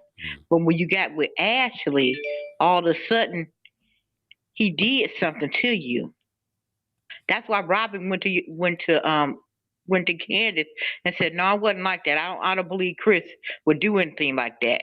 She was defending Chris. But when you get finished with the story, all of a sudden he's a predator. He does shady stuff, and he's not to be trusted with women by themselves. You never apologize to that man for wrecking his life for 10 months. So I'm like Candace, that weak apology was not worth it. And and I would have been the same thing with Candace. I would have read you for filth because you terrorized this man for 10 months. And never said you were sorry. And you were so caught up in your lie that you didn't understand what you was doing. The situation made you feel uncomfortable because you as a single woman in a hotel room, in a room by yourself with a married man. Yes, the situation was uncomfortable, but he didn't make you feel uncomfortable. That's because of the situation, not what he did. And you didn't specify that. All right. That's what the problem was with me. But other than that, it was a bore. I don't care about Robin and Juan because he's doing the Joe Paterno, and I don't appreciate that because you were supposed to protect those kids, and you didn't do it. Allegedly. And you playing dumb. Oh. Okay. All right. But that's it. I did my minute. Love you. Bye bye. Perfect timing, Miss Bernice. Thank you. All right. Yeah, we have to say allegedly. Remember, this is a civil lawsuit. These are accusations against Juan. We don't know what he did from what he didn't do. So I just want to point that out. But based on the lawsuit, they're saying that he did not. But we shall see determination. All right, let's get to some more of the calls because we have quite a few people backstage. So I want to get to everyone. All right, Tyler, I'm going to bring you up next. What's going on, Tyler? Hey, Kempire. Hey. So, one thing that I want to touch on is Candiace read the mess out of Giselle. But I feel like the reason why it's not resonating with people is because Candiace, she over emotes when she speaks. When Kenya, like I'm gonna compare her to Kenya. When Kenya Moore reads somebody, she's very careful with her words and she gets her point across. Candiace, all the B words, all the extra stuff kind of took her point out the window. Damn. Oh, okay. And Robin, we don't care. We don't. if I had my choice, I would want Ashley to go, Robin to go, and maybe bring Jacqueline in. And to be honest, nobody's talking about how much Mia lies for a storyline as well, because you lied like you bought this girl this Porsche and you have all this money. It seems as though you don't. But that's just my point. All right. Thanks, Tyler. Take care. And Tyler kept that under a minute. I love it. Okay. Again, guys, yeah, if you can. So we can get to everyone. Miss P, South Africa, we're going to bring you up next. What's going on, Miss P? Miss P, are you there? Uh-oh. Miss P, you might have to drop out and call back in because you're not coming up for some reason. All right, Shantae's backstage. We're going to bring her up next. What's going on, Shantae? What up, Kempire? How are you? I'm good. So, all right, overall, I'm going to rate this whole season on a scale of 1 to 10. I'm going to give it a 5. Oh. It could have been better. They are starting to go into Real Housewives of Atlanta territory because Atlanta's been trashed for at least the last 5 seasons, in my opinion. And it's just very tired and predictable with Giselle just going through cast members and their marriages. Please do something else or go. As far as the storyline with Robin, same thing, but I don't think now that her and Juan have finally gotten married, after we keep saying Juana's never going to marry you, and they finally did it, she got at least one more season as a regular cast member, because we're going to be really curious about the aftermath of this mess, now that they're married, how they're going to deal with it, and then maybe she'll be reduced to friend of, because really, after the last 2 years, I've been saying, put her as friend of if you just have to bring her back. As far as Candace, I understand her anger and her passion because, like I said, we know Giselle is frustrating, doing this stuff that's on brand, going into someone's marriage, accusing somebody of something. And then, I don't know if you all really caught it, but between her saying Chris said, let's go to our room, him saying she said, let's go to our room, it's not like one person said it and the other person misconstrued it. They're both saying, I didn't say it, you said it. Yeah. So somebody's standing by a lie. That's what's creating so much discourse in the cast, which Candace probably just needs to make the choice to leave because she's trying to become a mother. She's already over emotional. And I think when she said what she said, the way she said it last night, it just proved the point that a lot of us have had, is that once she's made her point, when she has quote unquote won, when she has been proven right, she still wants to just go and dig further. And then she winds up looking stupid because she says things that just don't make any further sense. So it makes sense why Karen called, I guess, who was it, the producers on her. Whoops. Okay. Is that all I need to say? Bye. Thanks, Shantae. Take care. All right. We're going to bring up, again, guys, you're just joining us. This is our final recap of season 7 of The Real Housewives of Potomac reunion. If you were part of the replay crew, always let us know where you're watching from, your thoughts on how you would rate the season overall, the final part of the reunion, your thoughts on this last 10 minutes of Robin and Andy talking about the Juan cheating allegations. Let me know your thoughts there. Let's continue and get to some more callers, but let me say thank you. We had a super chat. And again, if I missed your super chat, I apologize. I'm trying to keep up with all of them. Robin, thank you for the super chat. Robin says, I'm treating this live as a homegoing the homegoing service for RHOP. Those deplorables and their behavior has rendered them gone for and to me. Wow, not a homegoing service. Damn.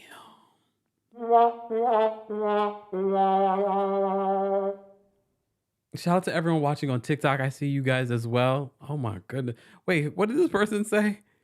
Not the tombstone gone read. I'm sorry I called you dumb. Maybe I meant you were stupid. That is Katie. Miss Esquire. Yeah, all right. Let me get to the callers. Judgy Justice, I'm going to bring you up next. What's going on, Judgy Justice? Hey, it's going pretty good. I just got some Chick-fil-A, so I'm really excited. Oh, I'm hungry, just saying. Yeah, I got the spicy chicken sandwich with the pepper jack. We just want to eat. But us tourists, we got to eat.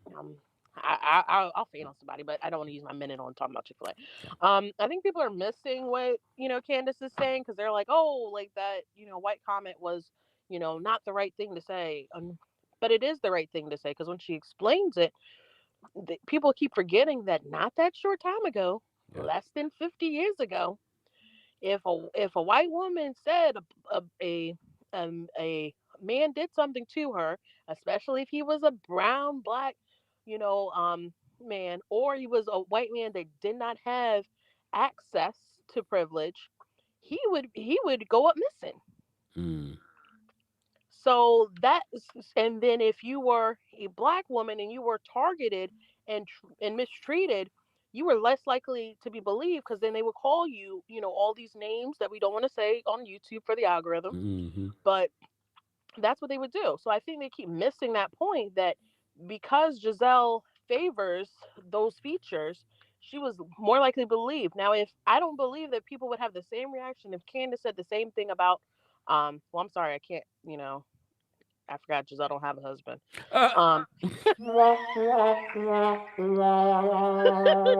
But if like Candace said the same thing about like let's say like it was Juan, she said that, oh, Juan did this to me. Like we would probably less likely believe Candace Mm. or than we would Giselle.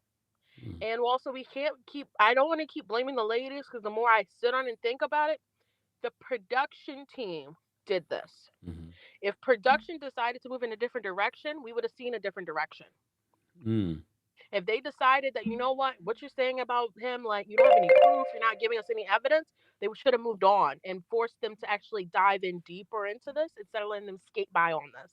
Mm. So I think we have to look at them. Thank you guys. Bye. Thank you, judges. I'll eat my sandwich. Good for you. Look, good for you. Now I'm hungry. Guys, don't forget at 5:30. That means I only have a half hour between now and our SWV and Escape recap. All right, Miss Esquire, I'm going to bring you up. What's going on, Miss Esquire? Hi, Kempire. How are you? I'm well. How are you? I'm good. Can you hear me well? Yes. Can you hear me? I can. Okay, let me tell you something. You with this Jeffrey Osborne woo woo woo takes me out every single time. Please keep doing it. Okay, let's talk about this. Let's say that I have, and I put this in the chat, but let's say that I have a claustrophobia issue, right? And Giselle, let's imagine it will take a lot of creativity, but let's imagine that Giselle has a partner that she loves and wants to protect, and that partner invites me into the elevator, and then I feel uncomfortable in the elevator. Is it his fault that I feel uncomfortable, or is it because I have claustrophobia and the circumstances have given rise to that emotion? I need this woman to mature enough to realize that you are a grown woman. You are responsible for your emotions, particularly, again, when nobody did anything to you. But even when someone does something to you, the emotional response that you have is your responsibility. You take accountability for that. They take accountability for their actions. It was ridiculous to watch her do this. And again, I would think that she was dumb, except for I know she's too smart and she knows what she's doing. So let's also just say Mia is a lying liar who lies about everything, because if you're gonna lie about being with this girl's mama for Mother's Day and lie about being the CEO of this company, I don't even know that I believe your name is Mia anymore. Oh no. I don't. Like for her to be like, well, I wasn't with your mom. I was on FaceTime with her for an hour. Girl, that is not the same as you being with my mama for Mother's Day. Please be for real. So Robin gonna sit up here and tell us that she basically agreed to a 50-50 split with Juan post-marriage. So y'all didn't sign a prenup. Y'all signed the marriage license, because that's what everybody gets when marriage ends. What is the point of a prenup if you agree 50-50? It's not giving what it had supposed to give. And again, if you knew before you married this man that just months prior, he had an infidelity of sorts, he had a betrayal of the marriage. Now, let's say we believe you and he was just, a very kind person who was paying for hotel rooms and talking to people on Instagram. Why would you not put an infidelity clause in there? Ridiculous. Last thing I'm gonna say is this. I'm really happy that this conversation with Chris and Giselle happened after Black History Month was over, so I can root for this white man while they was arguing. I could feel good about that because Black History Month was over. Thanks, Miss Esquire. Take Bye. Care. Bye. Okay. All right, callers. All the other callers are getting a minute because I do have to be. I have a live at 5:30. So, all right, I'm gonna bring up Alex next. What's going on, Alex? What's your thoughts? Hey, Kempire. Hey. I might need to get you a rattle because it looks like somebody's baby's looking just like you. I'm just kidding. I know. All right. Now, I wanted to talk about Mia first. Who really thought that Mia and Wendy did something? Raise your hand. Who really thought it? I didn't. Wendy would never, I don't think Wendy would compromise herself like that. She's smart enough for that. Now, I want to move on to the Robin thing. The Robin at the end, and think the most interesting part of that was Ebony's facial expressions. And really, I want to ask the question, did we need 30 extra minutes, or could we have spent more time on the colorism topic with a moderator? Could we? Yep. Let's think about that for a second, because we're just getting recycled the same information we already knew. We already knew that. We already knew she's dumb and that she's not going to like protect herself. We already knew that. So I just want to say that. And then I also wanted to say, Karen, when she was filing her now, never mind. All right. I'll see you on SWV and Escape. Thank you, Alex. Bye. All right. We're going to bring up Bianca next. What's going on, Bianca? Hey, Kempire. Hey. Okay, so about the whole colorism, when Candace said what she said and everybody started like, wait, that right there was a perfect example of colorism.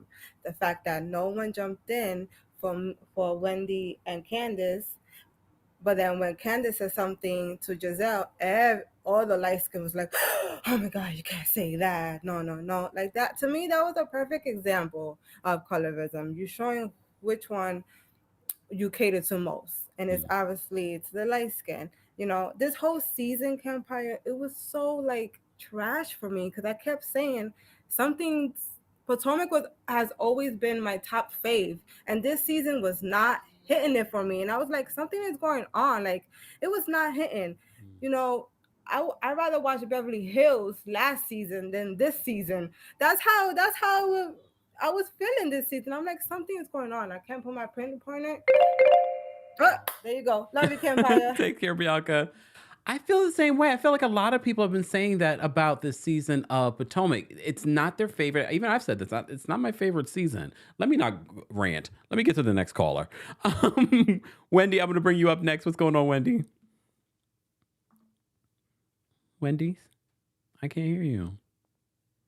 Something might be happening. You might have to drop out, Wendy, and call back in. Let me just make sure Wendy was already in the back. Okay. Drop back out, Wendy, and call back in. JT, Miss Jennifer, I see. Hold on, I'm gonna bring her up next. What's going on, Miss Jennifer? Hey, Kempire, how are you doing? I'm well. How are you? I'm breathing. That's I'm right. breathing. I'm sorry, but I just wanted to say, I have not liked what is RHOP. I've been sick, so I can't do nothing but watch TV. But I wanted to say I want people to just take a moment and try to understand the anger that Candace felt. Giselle knew about this 5 to 6 months before taping, and her and Candace was cool then, and she never said nothing, and she waited until the cameras came on to say something. And so I understood that anger that came out. And I am glad that Wendy said something, because Wendy gave her the opportunity to clarify what she meant and what she was saying. And it's so sad that everybody tries to make Candace like this angry person when Robin is so angry. You know, I'm so sorry. I had to breathe in between. No, it's okay. I'm so sorry. But yeah, that's just all I wanted to say. And just this, we have to give her some grace. It is some colorism. And one more thing, only 2 people on that show has anything to lose, and that's Wendy and Candace. The rest of them really don't have anything. And Ashley should go learn how to read a prenup. Love you, Kempire. Thanks, Take Jennifer. Care. Take care. Bye-bye. Bye. Damn, she said, first she said, learn how to read, and then she said a prenup, and I said, oh, damn. All right, let me stop. All right, let me just say thank you. We had a couple of super chats. Let me say thank you. First of all, Silly Rabbit, thank you for being a member. Silly Rabbit, has that always been your name? You've been a member for 10 months? Love you, Kempire. Hope you have a great rest of your day. You too, Silly Rabbit. Did you change your name? Because I don't recognize the name for you to be a member 10 months. Well, look, I appreciate that. TB, thank you for the super chat. TB says, I'd love a power play from Wendy or Candy. If production will not hold their castmates accountable, it's best to walk away. The show would suffer without them, and production knows it. Turtle 1212, thank you for the super chat. They say, sadly, Giselle's explanation about her, quote, discomfort reminds me of someone clutching their purses or locking their door when a black man is nearby.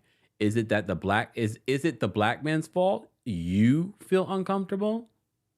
Well, Turtle, You guys bring up a really great example. This is why I love my job, because I get different perspectives, and I think that's so important in life. And a lot of people don't have access to what I have access to. All of you that give a different perspective. Silly Rabbit, thank you for another super chat, a super sticker. We appreciate you supporting the channel. Thank you, thank you, thank you. All right. And again, guys, if you haven't liked the video, we have over 2,500 people watching on multiple platforms. Shout out to everyone watching on TikTok, Twitch, Twitter, Facebook, and of course on YouTube. Be sure to follow us on YouTube, guys. TikTok if you're not, and be sure to follow us on TikTok, guys, if you're following us on other pages and not TikTok. We had our watch party last night to watch the reunion, and we watched the SWV and Escape reality show as well together. All right. Let's get back to the rest of these callers so I can get out of here, because literally I have to be live in 25 minutes. All right, Simone, I'm going to bring you up next. What's going on, Simone? Hey, Kempire, how are you? I'm well. How are you? I'm good. Thank you. Thank you. Oh, I just want to say, I know I'm going to be really, really quick. A part of the reason that colorism is prevailing on the show is because of production. They give Giselle and Robin an opportunity to have no storylines and will not fire them, but they fire Charisse and say she wasn't giving for the show.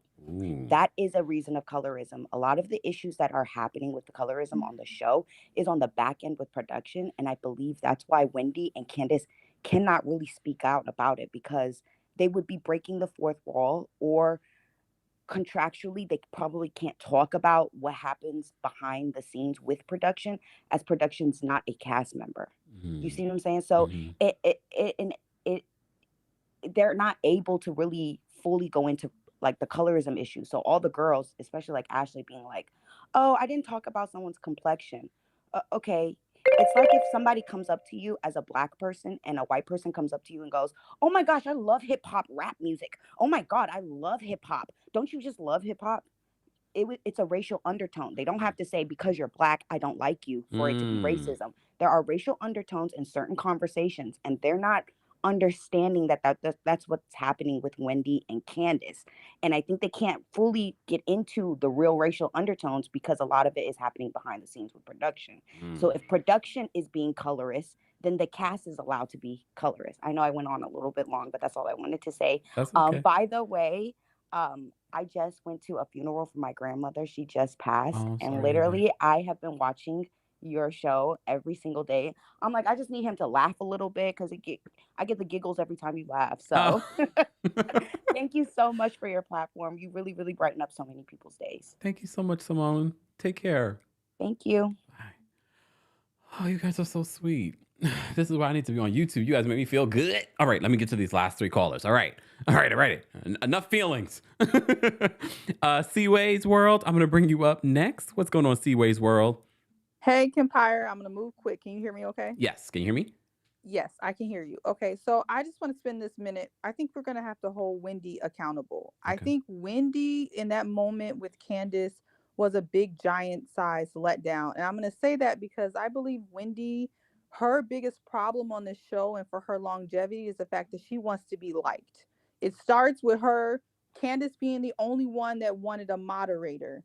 And then when Candace, yes, she's overly emotional, and sometimes because she's emotional, and I think this platform is a bit toxic for her, I think sometimes she gets caught up and she may say things she shouldn't say.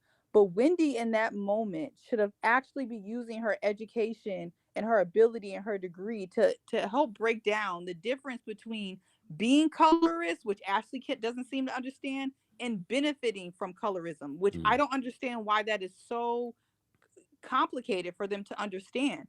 Ashley and Mia, for example, they may not be colorists, but they benefit from colorism. Versus that Giselle and Robin, to me, have actually act colorist sometimes towards other people. So I think, yeah, I know I'm over time, but Wendy really should do a better job of stop trying to be liked and trying to bump and look at vaginas with Mia and everything she's trying to do, and actually stand on her own 2 feet and stand up for what's right. Thank you, Kempire. Thanks, Seaway. Bye.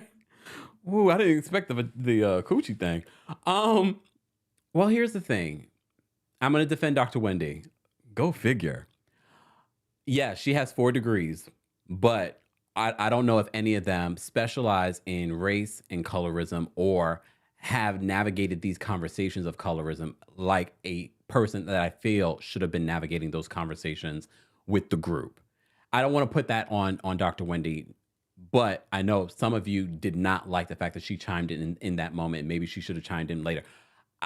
I'm going to defend her because at the end of the day, I think her intention was good and trying to help her in that moment. Maybe. It'd be interesting to see if this plays out next season. All right. All right, Omar, I'm going to bring you up next. And then, in my opinion, is the final caller. So no one else call in because I'm not taking any more calls because we will be live at 5:30 p.m. Eastern, 2:30 p.m. PST, 4:30 p.m. Central for our SWV and Escape recap. I have a lot to say about that. So, Omar, I'm going to bring you up next. What's going on, Omar? Hey, Kempire. Happy Monday. Woo, woo, woo. What's going on? Oh, all right. Listen, so I just have a couple of different opinions.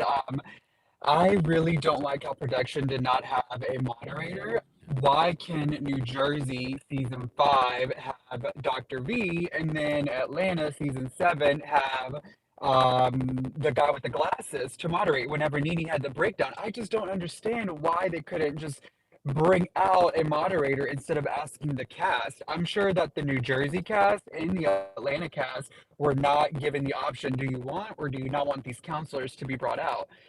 And then the last thing, so as a healthcare provider, whenever I was watching Mia's storyline was given very much Brooks Ayers from Orange County. There was a lot of holes in that storyline.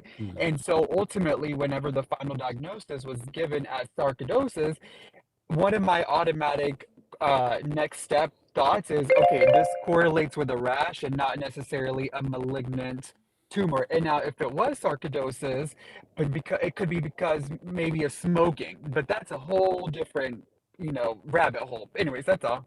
Thank you so much, Omar, for calling in. Wow. We have some really intelligent people calling in. Oh, right. All right. I see a couple people called in after I said I'm not taking any more callers. Sorry, guys. I have to go because I have a live at 5:30 p.m. Eastern. Our last caller is going to be, in my opinion, thoughts. Hey, Kempire, how you doing? I'm well. How are you? A little sick, but I'm okay. Oh. Listen, I'm telling you, if they don't put this show on pause and do what they got to do to get this cast together, they're going to lose the viewers because nobody's entertained in this. And it's getting destructive when we're ruining people. When you ruining people's livelihood and affecting their job to earn money. Like, that's a load that I can't give G with, and then everybody getting up here saying, oh, well, I lied because of this. You should be fired if you get on here and say you lied. Because you're not on here to lie. You're on here to show your reality. So if you can't show your reality, I'm going to need you to take your exit papers and exit stage left. You have a wonderful day, Kempire. Go get you something to eat. Thank you. You too. Feel better. I've never heard, in my opinion, sound like that. I hope she feels better. Shout out to all of you. Thank you to everyone that called in. Again, I had to put a time limit. Let me switch out so I can go back to this. Because we do have a live recapping the SWV and Escape reality show. Lots of opinions there. Be sure to join us here on YouTube talking about that. We will be live on Facebook, Twitch, and Twitter as well. And I will be taking callers for that, but I got to go grab something so I have energy for that live. So stay tuned for that. Let me just say thank you. We had a couple more super chats and then I got to get out of here. Wendy, thank you for the super chat. Wendy says, I could not find the link to get back in, but wanted to say I was glad Wendy said that they want to spread rumors, but get mad when it's about them. Yeah, she did bring that up during this. And then Andy was like, yeah, I agree. Okay, Andy. Latoya, thank you so much for the super chat. Latoya says, love you, Kempire. It makes my day. Thank you, Latoya. Appreciate you and the super chat. Thank you. Janaea, thank you so much for the super chat. Janaea says colorism is an issue. However, it's been taken more seriously. It'd be taken more seriously if Candace and Wendy didn't wait until they had beef with folks. Call it out as it shows up. Okay. Thank you, Janaea, for the super chat. Guys, look, this conversation about race, colorism doesn't end. And it won't end on the show. It won't end on reality TV. It has shown up on reality TV multiple times. But like I said before, the only way that we're going to understand this is because it is such a complex conversation is by doing our own research. And for people, platforms like Bravo actually having people that are experts in this and not navigating this conversation so haphazardly and so carelessly on this platform. And I feel that's exactly what they did, in my opinion. All right. Okay. Silly Rabbit says, by the way, Kempire, I was in New York visiting my son in Brooklyn, and I was looking for you. Why are you looking for me in Brooklyn? Who told you I live in Brooklyn? Just kidding. All right, guys. Thank you all for being here. As always, if you haven't liked the video already, be sure to like the video. Thank you to everyone watching on TikTok. Thank you for the gifts. Thank you for the follows. Thank you for tapping your screens. And of course, thank you to our members. This was our monthly members only live chat. So shout out to all of our members. If you'd like to become a member of the channel, head on over to teamkempire.com/join. And for everything Kempire, from our podcast to our merch, head on over to TheKempire.com. And of course, thank you to our Kings Guards. We could not do this without them. Let's get out of here with some music. I hope you all have a great rest of your day. I will see you 5:30 on our YouTube channel, recapping the Escape and SWV reality show. Let's get out of here with some music. What do I want to play? Oh, let's play this. Walking like a G, sipping Hennessy, president of sweet, looking like a young Barack Obama. Skipping to the beat, giving hella heat. I'ma need a seat just to count up all these dots and commas. I think it's evident I'm the better man, I'm the jam. I'ma have you crushing like a four-wheel monster. Who you know who looking like this for real? Who you know who looking like this? Baby, baby, won't you listen to me? I got that flavor, I know you're dying to feed. I ain't no dancer, just got some hip in my feet. Now throw your hands up. Ooh, you bring the lighter, I got the fuse. You make a fire, I'll add the fuel. Follow my lead, just watch your shoes. Gotta turn the heat up to get this cool.